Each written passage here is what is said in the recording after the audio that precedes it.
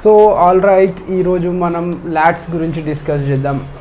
పర్టికులర్గా లాటిస్మస్ డోర్సై అంటే broadest muscle of the back అని. సో మనకి బ్యాక్ సైడ్ ఉంటుంది కాబట్టి లాట్ మజిల్, మనం దాని గురించి ఈరోజు డిస్కస్ చేద్దాం.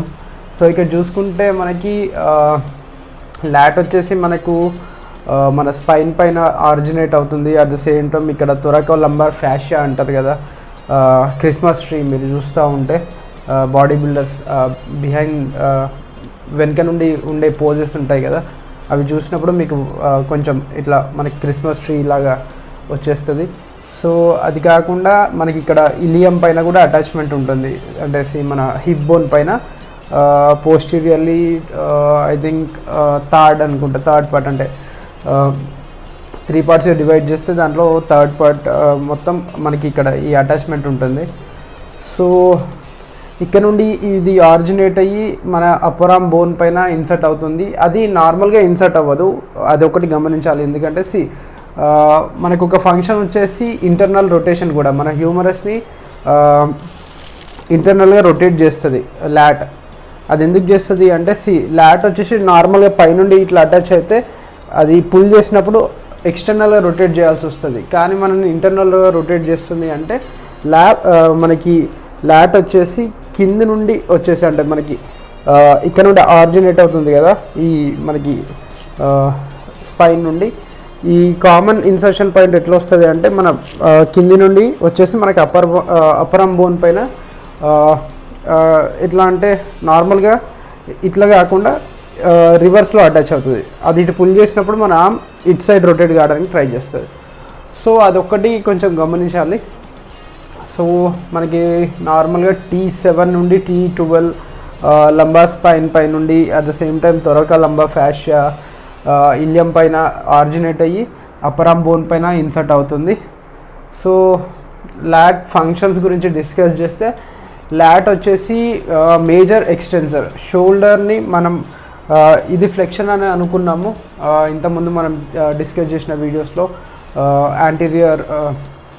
యాంటీరియర్ డెల్టాయిడ్ ఫంక్షన్ అప్పుడు మనం డిస్కస్ చేసాం. దీన్ని షోల్డర్ ఫ్లెక్షన్ అంటాం కదా. షోల్డర్ని ఎక్స్టెండ్ చేసే మజిల్ గ్రూప్స్లో lat one of the major contributor, అంటే చాలా పవర్ఫుల్ ఎక్స్టెన్సర్ కూడా. సో ఇది మనకి ఒక ఫంక్షన్. లాట్స్ ఫంక్షన్ వచ్చేసి షోల్డర్ ఎక్స్టెన్షన్. నెక్స్ట్ థింగ్ వచ్చేసి షోల్డర్ ఏడిడక్షన్ కూడా. మనం ఇంతకుముందు చూసినట్టు షోల్డర్ మజిల్ గ్రూప్స్లో ఏబిడక్షన్ ఏమో మనకి మీడియల్ డెల్ట్ చేస్తుంది కదా, అదే అంటే మన బాడీ సెంటర్ లైన్ నుండి మన ఆర్మ్ని దూరంగా తీసుకెళ్తుంది. ఆ దూరంగా తీసుకెళ్ళిన దాన్ని మళ్ళీ దగ్గర తీసుకురావడంలో మేజర్ కాంట్రిబ్యూటర్ వచ్చేసి మనకి లాట్ మజిల్ వర్క్ అవుతుంది. దాన్ని మనం షోల్డర్ ఏడిడక్షన్, అది ఏబిడక్షన్, ఇది ఏడిడక్షన్, అదొకటి గుర్తుపెట్టేసుకోవాలా, ఏడిడక్షన్. నెక్స్ట్ థింగ్ వచ్చేసి ఇంతకుముందు చెప్పినట్టు medial rotator, internal rotation. So ఆర్మ్ని మన ఆర్మ్ ఉంటుంది కదా, దాన్ని ఇంటర్నల్గా రొటేట్ చేసే మజిల్ గ్రూప్స్లో లాటిస్మస్ కూడా ఒకటి. సో ఇది మనకి జనరల్ అనాటమీ ఉన్న ఫంక్షన్స్. నెక్స్ట్ థింగ్ వచ్చేసి అంటే మీరు చూడొచ్చు, అంటే లాట్ కొంచెం ట్రికీ మజిల్ గ్రూప్. ఎందుకంటే మనకు మన మిర్రర్లో కనపడదు.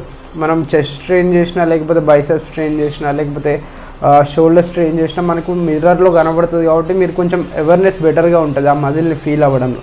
కానీ లాట్ విషయంలో అట్లా రాదు కాబట్టి మీరు కొంచెం ఫోకస్డ్గా ట్రైన్ చేయడానికి ట్రై చేయండి. At the same time lot కొంచెం మనకి ఈ స్కాపులా ఉంది కదా, ఈ స్కాపులా ఇక్కడ ఇన్ఫీరియర్ బార్డర్ అనుకోండి, ఈ బార్డర్కి అటాచ్ అవుతుంది. At the same time rib కేజ్కి కూడా 9 to 12 రిబ్ కేజెస్, అంటే 9, 10, 11, 12 కాస్టల్ రిబ్ కేజెస్ కూడా దాని ఆరిజిన్ పాయింట్స్ ఉంటాయి.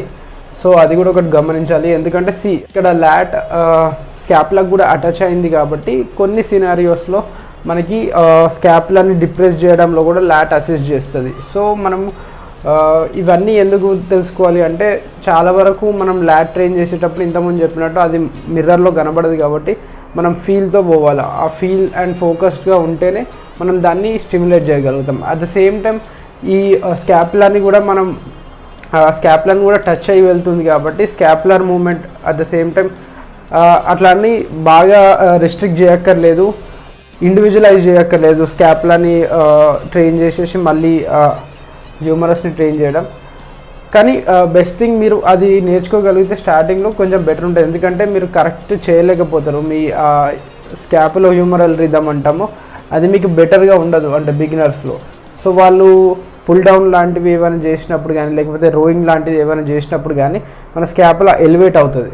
ఆ ఎలివేషన్ అవ్వడం వల్ల మనకు లాట్ ఫైబర్స్ షార్ట్ కాకుండా ఇంకా లెంత్ అయ్యే ఛాన్సెస్ ఉంటుంది. సో అట్లా చూసుకుంటే మీరు కొంచెం ఫస్ట్ కొన్ని డేస్ మీరు స్కాపులా మూమెంట్ పైన కొంచెం ఫోకస్ చేసి డిప్రెషన్ కానీ, లేకపోతే రోయింగ్ చేసేటప్పుడు కొంచెం స్లైట్ రిట్రాక్షన్ కానీ అవి చేసుకుంటూ మీరు ట్రైన్ చేస్తే, ఇట్లా అంటే షోల్డర్ ఎక్స్టెన్షన్ చేస్తే నెక్స్ట్ మీరు బెటర్గా స్టిమ్యులేట్ చేసే ఛాన్సెస్ ఉంటాయి లాట్ మజిల్ని. లేదు అంటే మాత్రం కొంచెం కొంతమందికి అవి స్కాపులా అప్వర్డ్గా రొటేట్ అవ్వడం, లేకపోతే యాంటీరియర్గా టిల్ట్ అవ్వడం, ఇవి కొంచెం జరుగుతాయి. సో అట్లా మనకి ఆ మజిల్ బెటర్గా స్టిమ్యులేట్ అయ్యే ఛాన్సెస్ ఉండవు.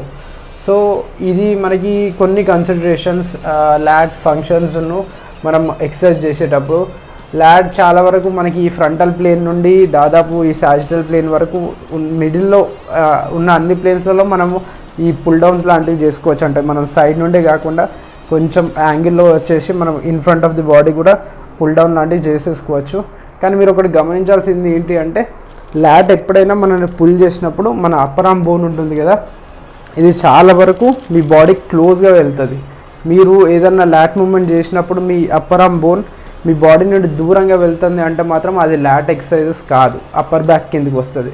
కొంచెం లాట్ వర్క్ అవుతుందా, వర్క్ అవుతుంది, కానీ అది మేజర్ కాంట్రిబ్యూటర్ అయితే కాదు. వేరే మజిల్సే మనని ఎక్స్టెండ్ చేసుకుంటూ ఆ స్కాపులర్ రిట్రాక్టర్స్ ఉంటాయి, రాంబాయిడ్స్ కానీ లేకపోతే మిడ్ ట్రాప్స్ కానీ, అవి ఎక్కువ తీసుకోవడానికి ఛాన్సెస్ ఉంటాయి. అట్ ద సేమ్ టైం మనకి ఆ పోస్టీరియర్ డెల్టాయిడ్ కూడా ఎక్కువ యాక్టివేట్ అవుతుంది.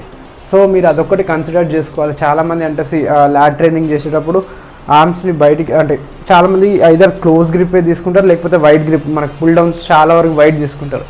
మీ ఎల్బో ఎక్కడ ఎండ్ అవుతుంది, మీ బాడీకి అయితే క్లోజ్గా లేదు, దూరంగా వెళ్ళిపోయింది. కాబట్టి అది నో లాంగరే lat exercise. Upper back work అవుతుంది, అట్ ద సేమ్ టైం కొంచెం ఫైబర్స్ ఇవి వర్క్ అవుతాయి అనుకుంటా, కానీ ఎంతవరకు అంటే చాలా తక్కువ. ఎందుకు అంటే ఈ జాయింట్ ఫోర్సెస్ని మేనేజ్ చేయడానికి అది వర్క్ అవుతుంది కాబట్టి కొంచెం వర్క్ కావచ్చు. కానీ డైరెక్ట్గా మనకి ఉన్న రెసిస్టెన్స్ ఉంటుంది కదా, మన చేతిలో ఉండే బార్ కానీ లేకపోతే దాన్ని అపోజ్ చేయట్లేదు కాబట్టి అంత మీకు స్టిమ్యులేషన్ అయితే ఉండదు మజిల్ పైన. అట్ ద సేమ్ టైం ఇంతకుముందు చెప్పినట్టు ఐదర్ మీరు తీసుకుంటే చాలా వైడర్ తీసుకుంటారు, లేదు అంటే చాలా క్లోజర్ తీసుకుంటారు. ఐదర్ టీ బార్ విషయంకి వస్తే టీ బార్ ఉంటుంది కదా, మనం జనరల్గా నేను బెండ్ అయినా అనుకోండి, మనం టీ బార్ మనకి ఇట్లా చేసేస్తాం. అప్పుడు చూసుకుంటే మీరు మీ ఆర్మ్ ఎల్బో ఉంది కదా, మీ బాడీకి దూరంగా వెళ్తుంది. అట్లా అంటే మీరు లాట్ని కరెక్ట్గా ట్రైన్ చేయలేకపోతున్నారు. సో మీరు ఎప్పుడైనా లాట్ ట్రైన్ చేసినప్పుడు చాలా వరకు ఈ న్యూట్రల్ గ్రిప్లో ఉండేటట్టు చూసుకోండి, shoulder width. At the same time కొంచెం సుపనేటెడ్ పొజిషన్ నుండి న్యూట్రల్ గ్రిప్ తీసుకుంటే మీకు బెటర్ ఉంటుంది. మీరు ఎప్పుడైతే ప్రోనేట్ చేస్తారో అప్పుడు మీ ఆటోమేటిక్గా మీ ఆర్మ్స్ దూరంగా డ్రిఫ్ట్ అయిపోతాయి, అంటే మీ బాడీ సైడ్ నుండి కొంచెం దూరంగా వెళ్ళిపోతాయి. అట్లా చేస్తే మీరు అప్పర్ బ్యాక్ ట్రైన్ చేసేటప్పుడు అయితే అది ఓకే, కానీ మీరు లాట్స్ని ట్రైన్ చేసేటప్పుడు మాత్రం అయితే అది అంత బెటర్ ఆప్షన్ అయితే కాదు. అదొకటి కన్సిడర్ చేసుకోవడానికి ట్రై చేసేయండి. లాట్ని ట్రైన్ చేసేటప్పుడు మాత్రం మనకి ఇక్కడ ఫైబర్స్ చూస్తే ఇది ఇట్లా ఫ్యాన్ అవుట్ అయిపోయినాయి, అంటే ఒక్క డైరెక్షన్లో లేవు, ఫ్యాన్ షేప్లో వచ్చేసినాయి. కాబట్టి ఈ వర్టికల్ ఫైబర్స్ని ట్రైన్ చేసేటప్పుడు ఎక్కువ పుల్ డౌన్స్ యూజ్ చేసుకోవడానికి ట్రై చేసేయండి. ఈ హారిజాంటల్ ఫైబర్స్ని ట్రైన్ చేయాలనుకున్నప్పుడు మాత్రం ఎక్కువ రోస్ పైన దృష్టి పెట్టడానికి ట్రై చేసేయండి. ఇది ఒక కన్సిడరేషన్ మాత్రమే, ఇదే అంతా కాదు. అంటే అన్ని ఫైబర్స్ వర్క్ అవుతాయి, కానీ మెజారిటీ ఆఫ్ ది ఫైబర్స్ మనం వచ్చే లోడ్ ఉంటుంది కదా, రెసిస్టెన్స్, ఆ రెసిస్టెన్స్కి ఆపోజిట్ ఉన్నప్పుడే మనకి ఎక్కువ వర్క్ అవుతుంది. సో దాన్ని మనం ఆపోజిట్ పొజిషన్ లోడింగ్ అంటాము. అది తర్వాత ఒక వీడియోలో డిస్కస్ చేద్దాం. కానీ ఇప్పటికైతే మీరు ఈ హారిజాంటల్ ఫైబర్స్ని ట్రైన్ చేయడానికి రోస్ ఎక్కువ యూజ్ చేయడానికి ట్రై చేయండి. ఈ వర్టికల్ ఫైబర్స్ని ట్రైన్ చేయడానికి పుల్ డౌన్స్ ఎక్కువ యూజ్ చేయండి. అట్ ద సేమ్ టైం ఈ పుల్ డౌన్ కూడా వైడ్ గ్రిప్ కాదు, షోల్డర్ విడ్త్ ఉండేటట్టు చూసుకోండి. కుదిరితే ఐదర్ సూపర్నేటెడ్ గ్రిప్, లేదు అంటే సెమీ సూపర్నేటెడ్, లేకపోతే న్యూట్రల్ గ్రిప్లో ట్రైన్ చేయడానికి ట్రై చేయండి. ఇవి కొన్ని కన్సిడరేషన్స్ మీరు ల్యాట్ ట్రైనింగ్ చేసేటప్పుడు షోల్డర్ విత్ అంటే చూసేసుకోండి. మీరు మీ ఆర్మ్ అప్పర్ ఆర్మ్ ఉంది కదా, మీ అప్పర్ ఆర్మ్ మీ బాడీ క్లోజ్ ఉండేటట్టు చూసుకోండి. అక్కడ ఎంతైతే మీరు లెంత్ ఉంటుందో అదే లెంత్లో మీరు బార్ని గ్రాబ్ చేయడానికి ట్రై చేయండి. సో మీరు ఇంత వైడ్ వెళ్ళక్కర్లేదు ల్యాట్ని ట్రైన్ చేయాలంటే. ఫస్ట్ మీరు క్లోజ్ తీసుకొచ్చేసేయండి మీ బాడీకి, మీ అప్పర్ ఆర్మ్ని. అప్పుడు మీరు డిసైడ్ చేసేసుకోండి ఎక్కడ ప్లేస్ చేసుకుంటే మీరు బెటర్గా మీ అప్పర్ ఆర్మ్ బోన్ని మీ బాడీకి క్లోజ్ తీసుకొస్తారు. అప్పుడు మీ ల్యాట్ ఎక్కువ వర్క్ అవుతుంది. సో సుపనేటెడ్ పొజిషన్లో ఉంటే ఆటోమేటిక్గా బాడీకి క్లోజ్గా వెళ్ళే ఛాన్సెస్ ఉంటాయి. అందుకే ఈ సుపనేటెడ్ గ్రిప్ ల్యాట్ ట్రైనింగ్ అప్పుడు బెటర్ ఉంటుంది. కొంతమందికి కరెక్ట్గా అలైన్ కాకపోతే మనకు వచ్చే రెసిస్టెన్స్ను ఈ ఫోర్ ఆర్మ్ బోన్ అప్పుడు మనకి బైసెప్ కూడా ఎక్కువ స్టిమ్యులేట్ అయ్యే ఛాన్స్ ఉంటుంది. It's a trade of. అంటే మీరు కరెక్ట్గా అలైన్ చేసుకుంటే అంత స్టిమ్యులేషన్ అయితే ఉండదు. కొంచెం జాయింట్ మేనేజ్ చేయాలి కాబట్టి కొంచెం ఉంటుంది, కానీ చాలా వరకు అయితే ల్యాట్సే ఎక్కువ ట్రైన్ అవుతాయి. లేదు మీరు న్యూట్రల్ గ్రిప్లో ఉంటే కొంచెం ఈ స్టిమ్యులేషన్ కూడా తగ్గిపోద్ది కాబట్టి ఎక్కువ ల్యాటే తీసుకుంటుంది. అది చిన్న కన్సిడరేషన్, అది చూసుకోవడానికి ట్రై చేయండి. So until then this is Akshay signing of.